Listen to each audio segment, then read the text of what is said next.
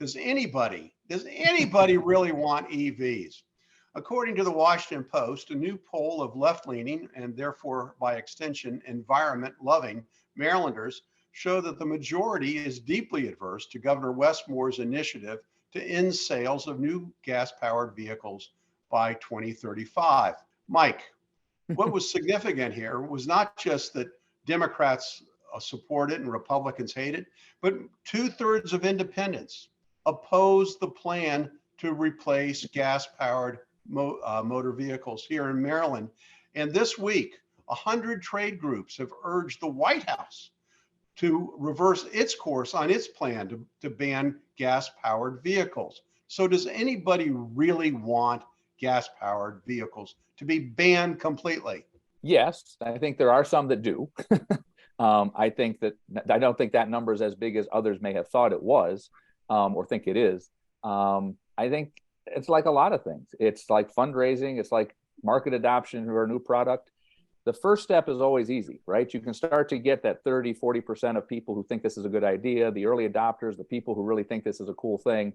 And then you start to get to the challenge. So now, can I really persuade you from where you were to go someplace else? And I think that's where we're going to be confronting this reality over the course of the next 5 to 10 years is, how does this really work? I was fine with what I had, and convinced me that I can use an electric vehicle to get to wherever I want to go, whether it's driving my pickup truck to work or whether it's taking long haul trips to go drive to see my family in Florida. Can I really have an electric vehicle that does that? And I think people haven't given a lot of thought to that. So when asked the question, no, I don't see a need for me to have to move away from my current vehicle to something else. And I think that's going to be the rub over the course of the next 5 to 7 years to see how that happens. You know, I just feel like the drive to make the switch is such a knee-jerk reaction that people haven't given sufficient thought to the negatives of this. And Mark, there are plenty of reports that electric vehicles are the least effective way of satisfying consumer needs. In addition, there is the unrecognized environmental problems from mining lithium and cobalt. Just recently, and here's one of the unintended consequences that people don't seem to think about. Recently, a study was released in Britain that concluded that the majority of parking structures are obsolete because of the excessive weight of electric vehicles compared to gas-powered automobiles. For example, the Audi e-tron SUV weighs in at a stunning 5,765 pounds compared to the Ford Explorer SUV, no small vehicle itself, which weighs about 4,300 pounds.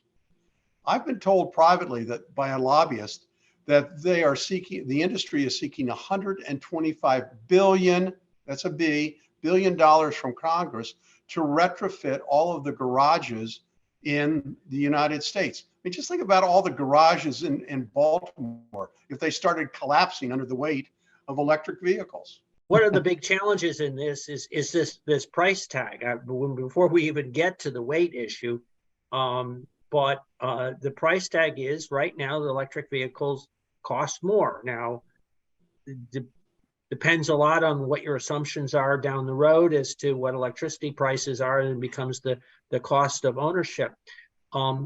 There has been this assumption that somehow the government is going to subsidize that. I'm not quite sure how far down the road, how to what extent that really is realistic, just as I'm not sure how realistic it is for parking garages to get subsidized. So the price tag is a really huge barrier for a lot of people. Well, it seems like we're on the road to adoption. I mean, California is of course leading the way, and we're in bed with California on their environmental laws. Mike, do you have anything to finish up? Only that I mean, like with anything, this will evolve. We're still on the early stages of this. I think to your point early on, yes, I think there's a bandwagon. I think people are getting on it. I think that people are trying to identify ways to address climate change. And I think that this is a way to do it. I think we're going to learn a lot in the next few years, and that will ultimately modify and get us to a stronger policy, whichever that direction it takes us. God, you are the voice of reason always.